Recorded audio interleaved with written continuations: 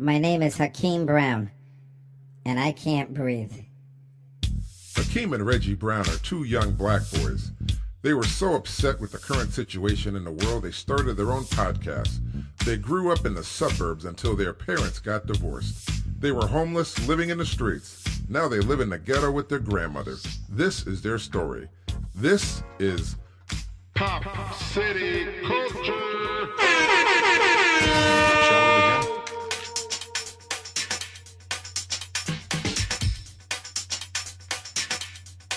Let's begin now. Hello again. So, I am Hakeem, and I'm here with my brother, Reggie. My name is Reggie. You gotta tell people my A name. whole lot of things today. So, it's really going to be interesting. Sure I is. want to get my brother's, What? I want to get his opinion on stuff. Okay. So, there's a lot of stuff going on in the world. A whole lot of stuff. But we're going to shift focus Yep.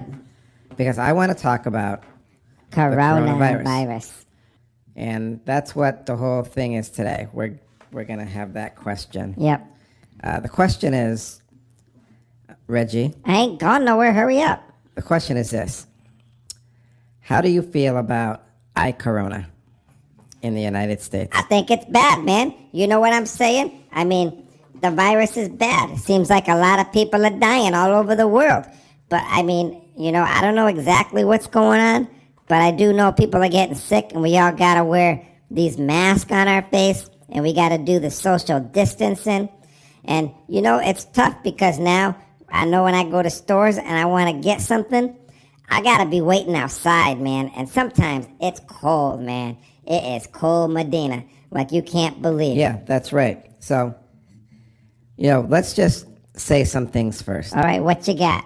First, all over the world, people are dying. Yeah, they are. This is true. So this is a real virus. We're not going to say it's not a real virus.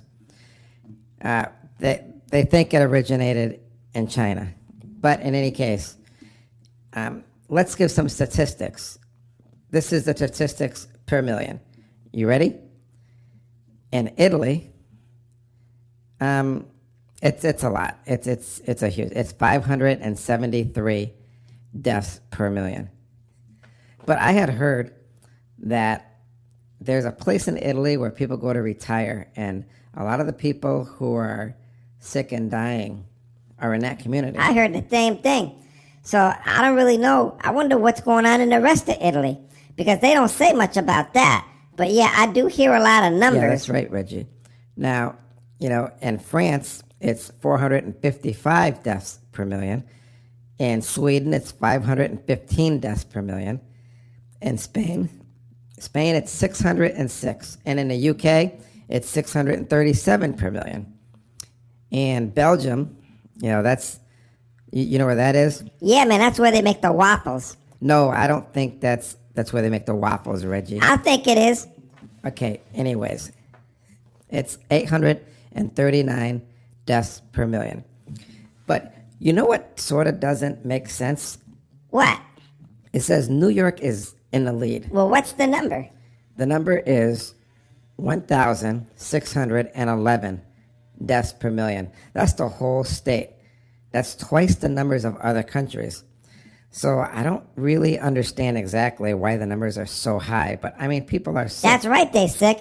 And you know what? I think it's all Trump's fault, because I don't think Trump did enough. Reggie, do you want me to give you the timeline? Hakeem, you can give me whatever you want. I know you got all them papers there. Why don't you just say it, Okay.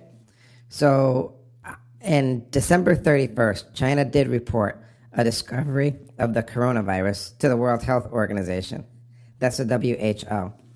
And then in January 3rd, the CDC director, Robert Redfield, sent an email to the director of the Chinese CDC, George Gale, formally offering to send U.S. experts to help see what's going on over there. Well, what happened? Well, they tried to work together, but we weren't really getting the whole picture. So, January 27th, President Trump tweeted that he made an offer to President Xi Jinping to send experts to China to investigate the corona outbreak. Well, what happened then? Well, I don't think he probably took him up on it because, there was a whole lot of some issues or something. A lot of it was political.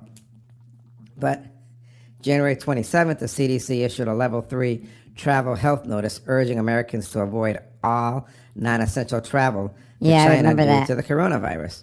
And then I do remember January 31st, President Trump declared the coronavirus a public health emergency and announced the Chinese travel restrictions and suspended entry into the United States for foreign nationals who posed a risk to transmitting the coronavirus. Yo, man, that's because he's a xenophobe. He don't like nobody who ain't American. Come on, Hakeem. I said all this stuff, and are you saying the president didn't do his job? Because it sounds like he was on top, he was on the ball, he was on his game. He got the stuff done at that point.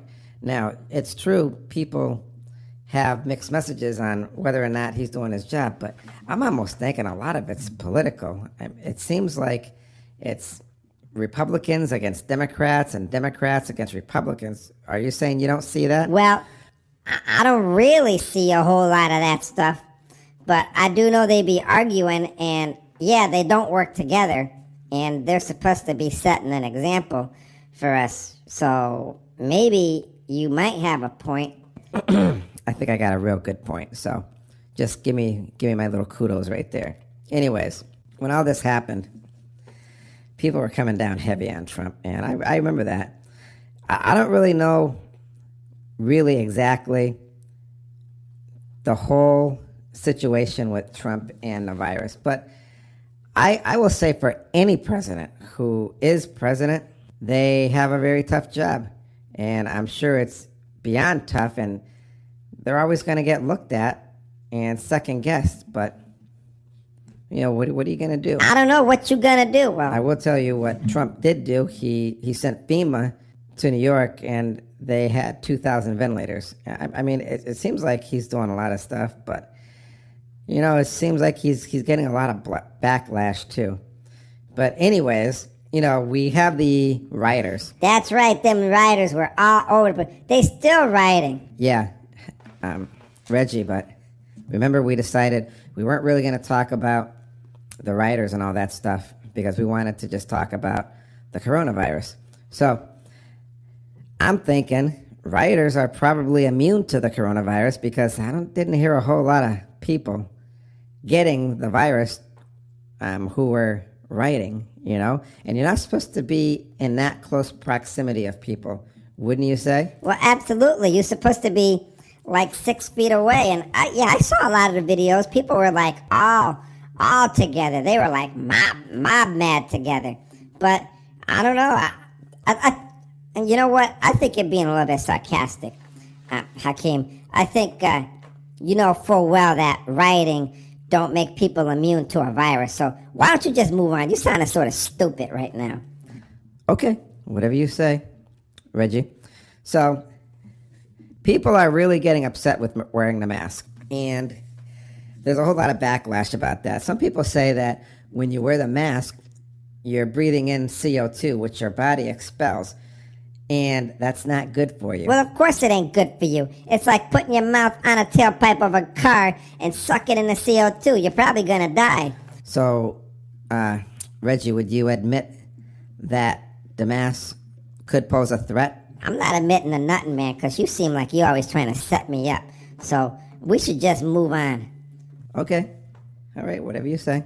My dad, as you know, Reggie, he was going to take us on vacation to Florida, but there's another outbreak there because a lot of the people are, I guess, partying on the beaches and are going to a lot of the restaurants, and they said that the coronavirus spiked up. So he had wanted to take us to Universal Studios and possibly Disney, but Universal Studios has been closed for a long time in the haste of the coronavirus, and you have to wear a mask when you go in there now. So my dad said he's not going to go to Florida in 100 degrees weathers wearing a mask because he doesn't think that would be good. He's worried about us breathing because Reggie has asthma and... Yo, man, you ain't got to keep telling everybody my business. What's wrong with you? Why don't you knock that off, man?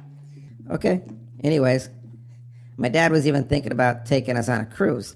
But right now the cruises are closed, so I'm sure that's hurting the industry very bad because, My dad did take us on a couple cruises before, and we had a blast. Yeah, that's right, man. We went everywhere. That was really cool, man. I ain't ever gonna forget that. I would tell everybody they should try a cruise at least once in their life. We were real lucky, though. You know, my dad got lucky because my dad, he makes a lot of YouTube videos. So, you know, that's cool. Yeah, he does. So, back here, school is going to be starting because it's summertime. But from what I understand, a lot of the colleges are going to be starting early in August. And a lot of their classes are going to be online. Now, they're going to allow the students to be on campus. But a lot of the classes are going to be online unless they're labs or they have to be there in the class for some reason. And that's for the protection of the professors, I heard. I'm not quite sure. Well, that's what my friend told me. She's going back. Her name is Myasin. She got a YouTube channel, too. But anyways, yeah, she was saying she's going back. She was supposed to graduate this summer. But, you know, everything was closed, so she had to suck it up. And she'll be going back in the fall. Yes, she will. But what gets me, Reggie, is the 6-foot distancing. I mean, if they allow the students back on campus, they have to eat, don't they? And I remember Maya said that when she goes to the DCs, which are the dining commons or cafeterias, they're packed with everybody. Everybody's there. So how can you not come into contact with something? I mean, you can't wear your mask when you eat, can you? Yo, man, you know you can't. Why you asking me something like that? Do we wear a mask when we eat here unless you put a hole in it and you gotta eat your food through a straw? You know what I'm saying? Yeah, Reggie, I know what you're saying. But anyways, you know, it is summertime and the beaches are open, especially in Florida. And people are still going on the beaches, and they might be getting a lot of people sick too, so that's not good. Anyways, with the corona in America, let's just talk about that. 126,000 deaths in America. Now, I'm talking about America. I'm not talking about the other countries. That's quite a lot of people. I'm just hoping that people this summer are safe and they take care and they take all the precautions they can because, everybody's life does matter, and we don't want people dying of a virus like that. That's a horrible, horrible thing. And it affects both young and old, right?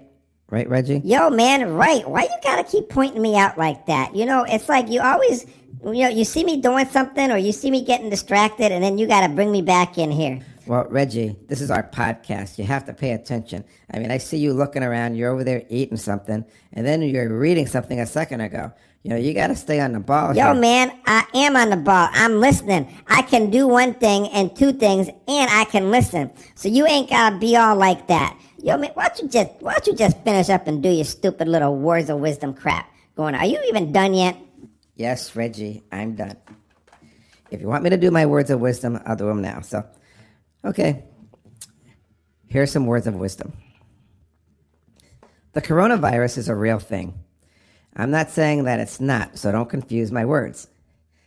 As a young generation in the United States, we kids do feel immune to many things, as adults did when they were children, when they thought they were Supermen and nothing could ever happen to them. But we as young adults are trying to find our path in life.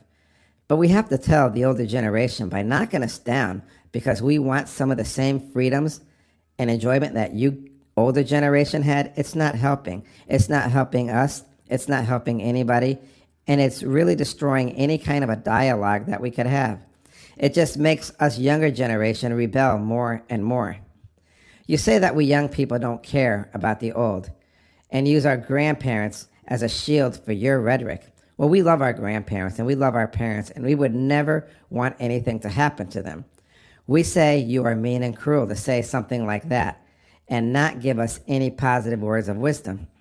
In America, as of today, 126,000 people died of the coronavirus. That's in the United States.